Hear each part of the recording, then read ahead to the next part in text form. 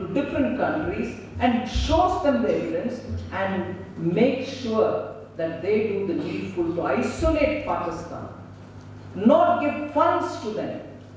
In the FATF, which is the Financial Action Against Terror Funding, we were successful in isolating Pakistan, putting them in the grey list. Putting them in the grey list so that they don't get monies which can be diverted to supporting terror. And Pakistan, for all you know, constantly says, we are also a victim of terror. If they are a victim of terror, what we did in Balakot should have been done by them, to go hit at the Balakot terror camp and finish them. No.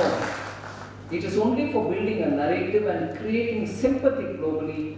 They want to say they are also a victim of terror. They are the fountainhead of all terrorist groups because they thrive in Pakistan. They move around freely in Pakistan. And we hit at only them and not any military installations or madrasas. We didn't hit at madrasas, we didn't hit at military installations, but we hit at very clearly the terror fountainheads.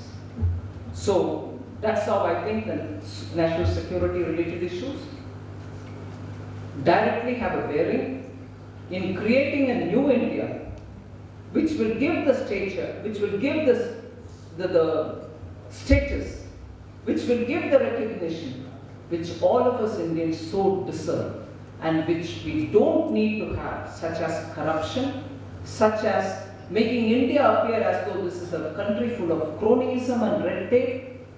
Here, discretion works. Give kickbacks, you can get orders. That's not the India we want. And Modi is ensuring that. And therefore, we need to bring him back. I appeal to all of you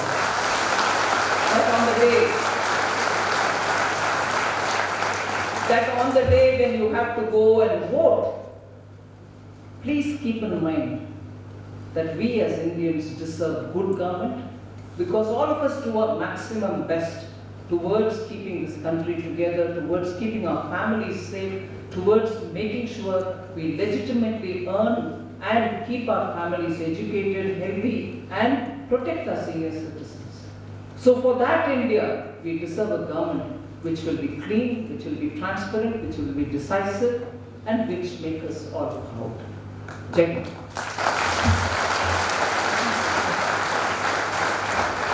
Thank you, Madam. Now we will move on to interaction session. Now I will request Pradeep to start the questionnaire.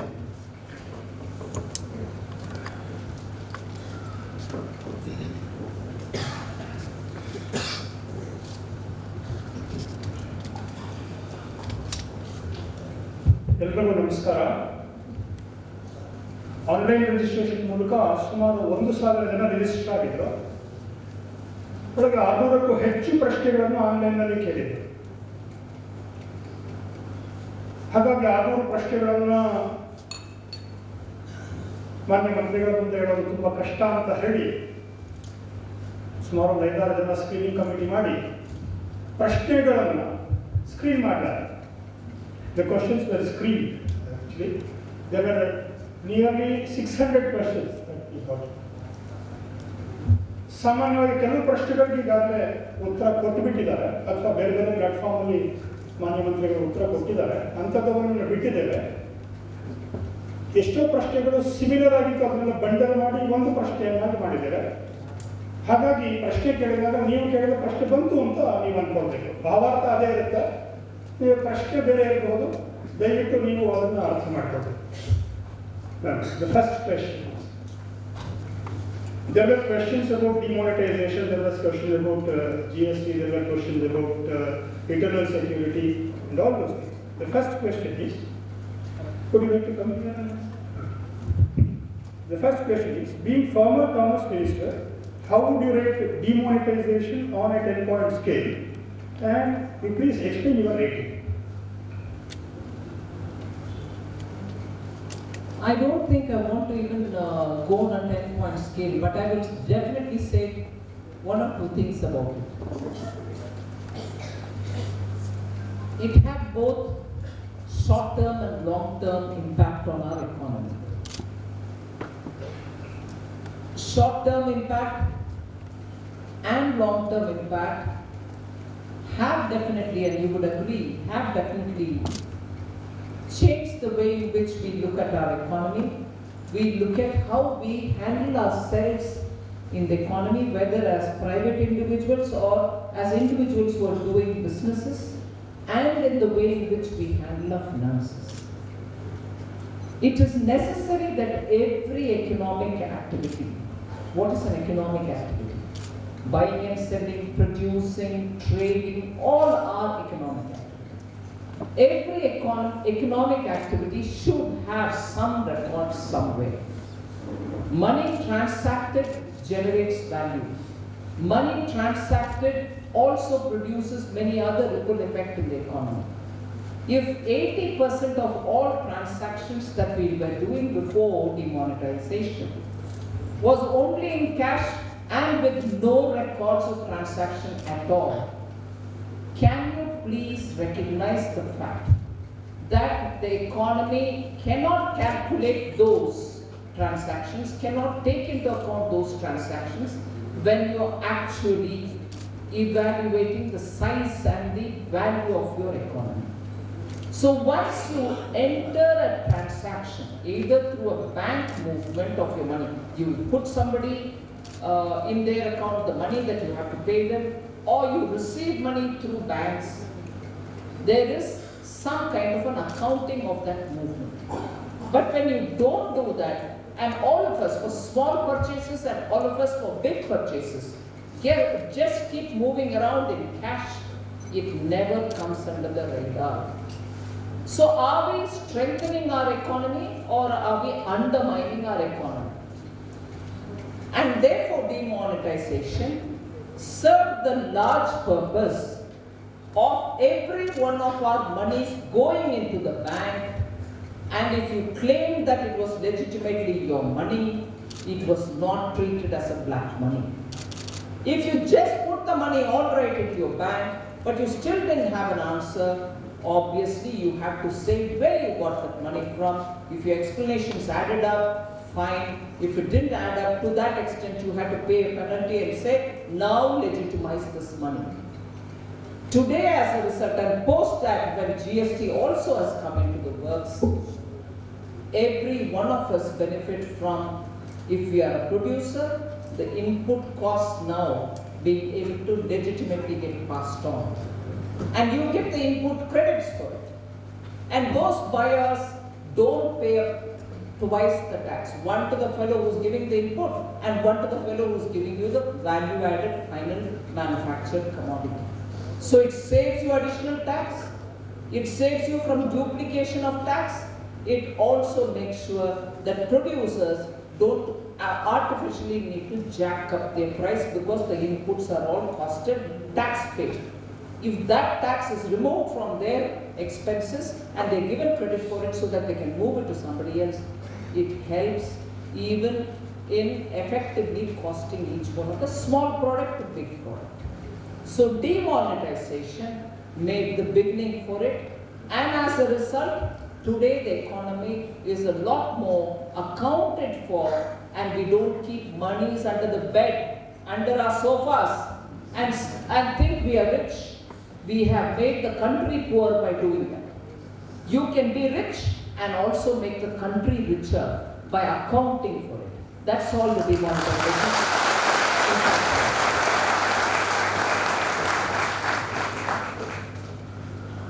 The other question is like this. The opposition attacks the government on the job crisis issue. However, they are mum because they know that the growth rate is high, the inflation is low, the economic condition of the present India is also good. Then how do you respond to the job crisis that the opposition is saying? See, at any point in time, allegations with data, we can respond to with data and meaningful logic. Data about jobs in this country, not after Modi's government, but even before, collected by institutions, always confine themselves to collecting data on jobs only in the formal sector. Formal sector is those who are working in government, those who are working in banks, those who are working in companies which have registered trade unions and so on. But I'm sure, even if you walk around Tumakuru, you'll know how many such companies or such institutions are existing only in Tumakuru. Very few. But does that mean that in Tumakuru no other activity happens? Each one of us are engaged somewhere. Smaller jobs are being conducted by many people. There are small enterprises where 3 or 4 people work. These are unorganized sector. There is no way in which any government institutions collect data on them. So as it is, in this country, there has been only institutionalized data collection on jobs through organized sector working, formal sector. What happens to the rest of them? I don't know why enough time and attention was not given, but we don't collect data on them. Now, of course, there's a way in which government is trying to sort that mess out.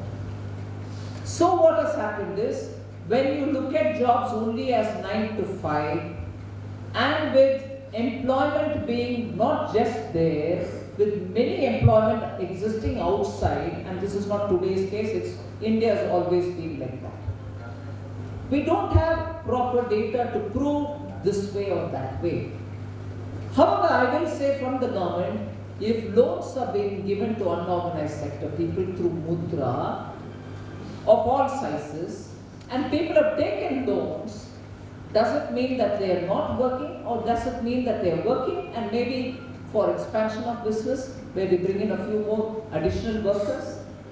The EPFO, Employees Provident Fund organization, records people who come and contribute for the pension. Their numbers are going up. Who are these people? Old ones have their pension. The new ones also have to come on board. They're coming on board and paying.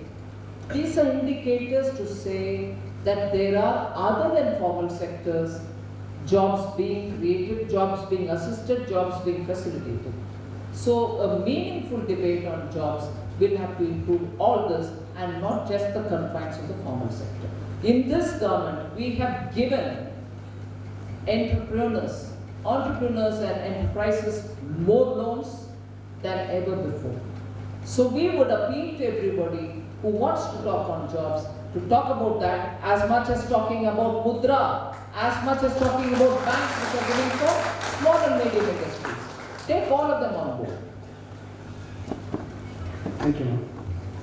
Honorable Minister, the third question is like this. In 2014, when NDA was elected to the power, we were all happy that the scamsters during 10 years of EPA rule would be behind bars.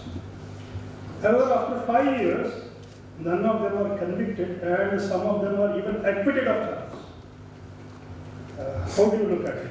Well, I don't think the stages of seeking justice are layered and it takes its own time.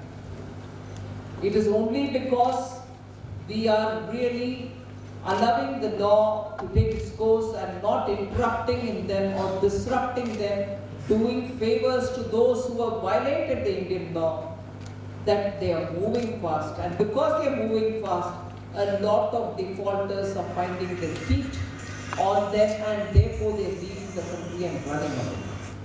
We are making sure that they are brought back and in the meanwhile their assets are confiscated.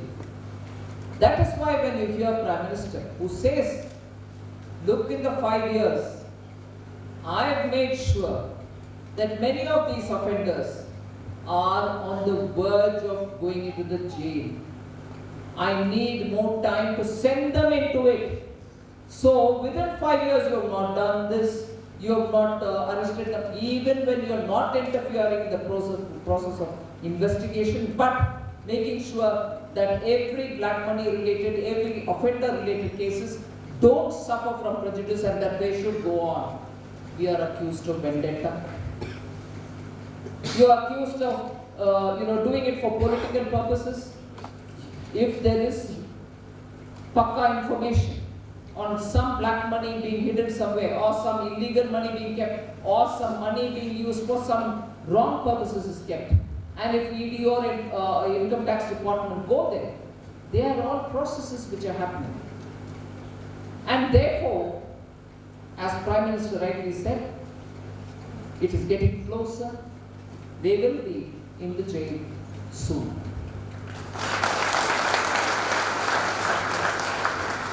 Honorable Minister, your take on the Nyaya scheme announced by the Congress in its manifesto as an economist. Is it economically feasible for a country like India? I first of all want to draw your attention that what is Nyaya? It's a scheme for eradicating poverty, right? It's a scheme for eradicating poverty. Do we understand it like that? No? Is there a different understanding? What is it? Huh?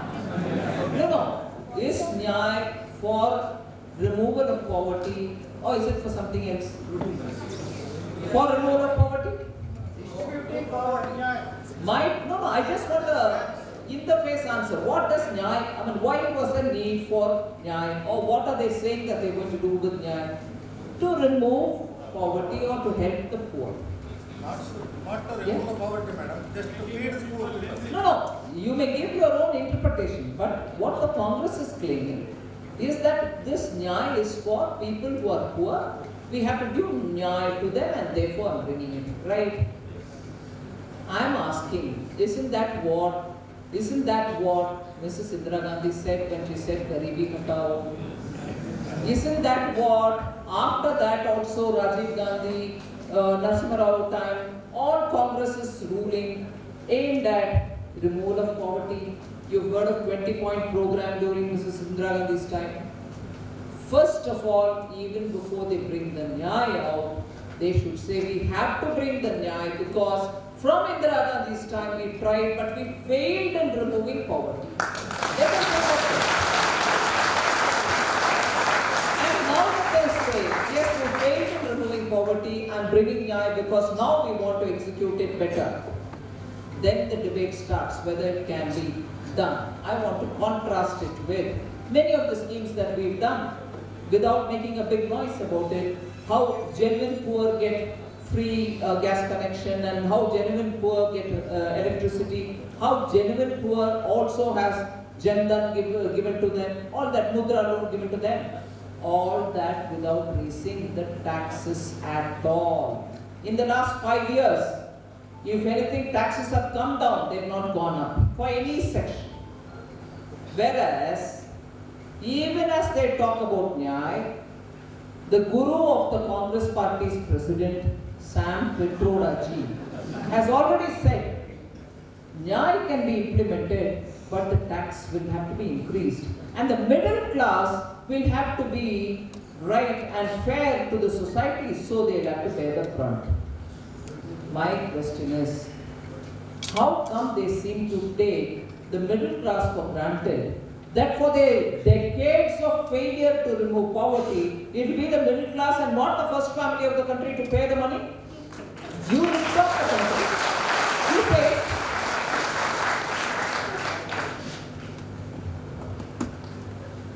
Honorable Minister, the Chief Minister of Karnataka, Shri H.D. Kumaraswamy, 7th April 2019, made a statement to the media that an ex-army officer, in conversation with him, told him that Pulwama will be orchestrated 2 years later, just before the elections, to win the elections. Does these charges need serious investigation, or is it just an election gimmick? Being a chief minister, is it necessary that he should hold his breath before speaking anything?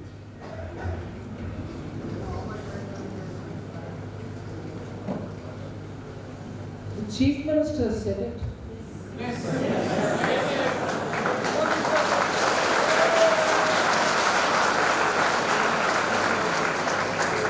Chief Minister said it.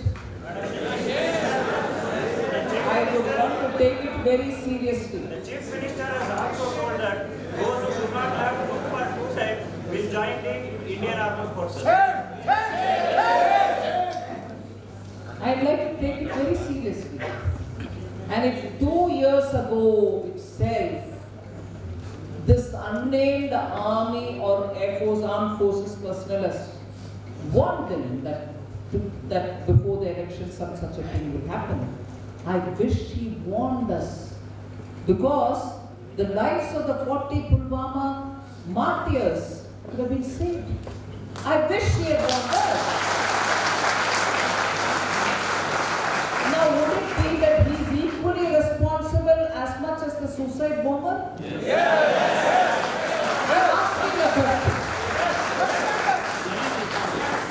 I'm asking a question. A chief minister got to know that 2 years ago some unnamed armed forces personnel has told him this. I wish in the interest of India and I wish in the interest of the CRPF who sacrificed 40 of their men, our brethren, he had alerted us.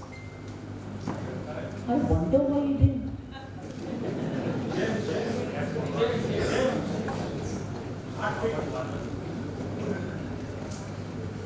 With same bureaucracy and with same machinery, how is it that the UPA was not able to achieve that the NDA was able to achieve in these 5 years? Because I think you should be committed and dedicated towards putting the nation first and making the country work. You cannot blame the bureaucracy or you cannot blame any one section without trying to work with them honestly. There may be 1 or 2 exceptions in every field, but I like to say that once you show that you're working honestly, most of the bureaucrats work together with you. They get scared of people who have other agendas. So they may not work, or they may distance themselves, or they may say, no, we don't know what is in this. But with this government, with Modiji's leadership, policy drives, policy works. It is policy which decides, but we don't interfere in it. That is why officials know that if they are working together, all of us are equally committed to doing a transparent job. Nobody is fixing the other person and making others a scapegoat. And therefore, bureaucracy works.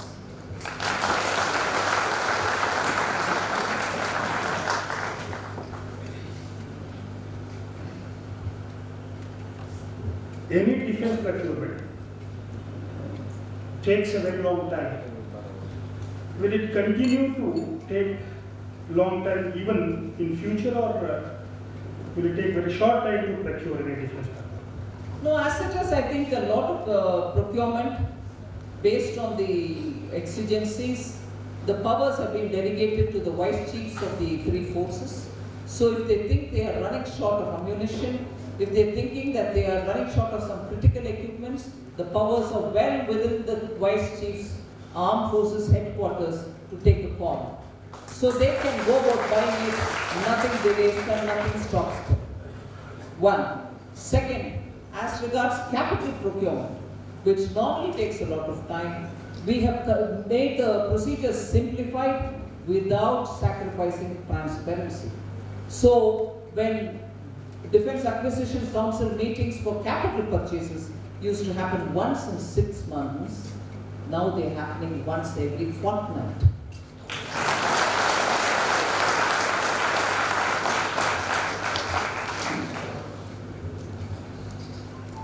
The communists have been routed from Bengal and recently from Tripura. There are only some small pockets left now. Is there any chance of their revival at all? Not if you fellows choose, or all of us choose not to vote to them. If all of us choose not to vote, communists, there will never be a revival. It's us who are giving legitimacy to outdated ideologies, to violent ideologies, to ideologies which doesn't suit the tone, tenor, DNA, culture, ethos of this country. Ideologies which are alien to our culture. We don't need to give them any kind of support. So if you don't give support, there is no chance of them revival.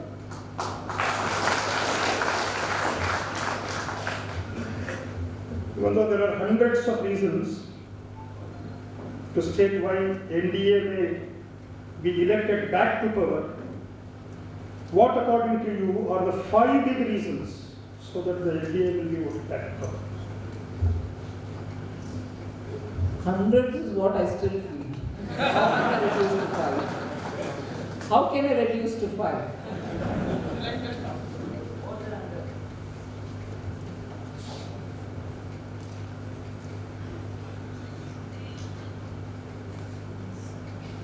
First, the government is led by a decisive, clean leader.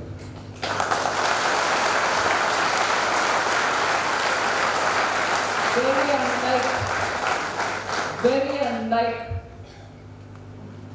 prime ministers who have been remotely controlled. Here's a prime minister who sits together with his council of ministers and takes a call for what should be done and what should not be.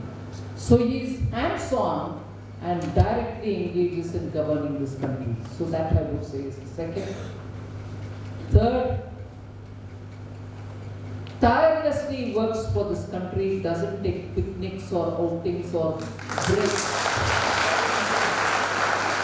You may say that's his style, I don't need to govern the country like this, I still take breaks, but govern. But govern! You don't disappear even during critical times and come back and tear pieces of legislation which your own government has done.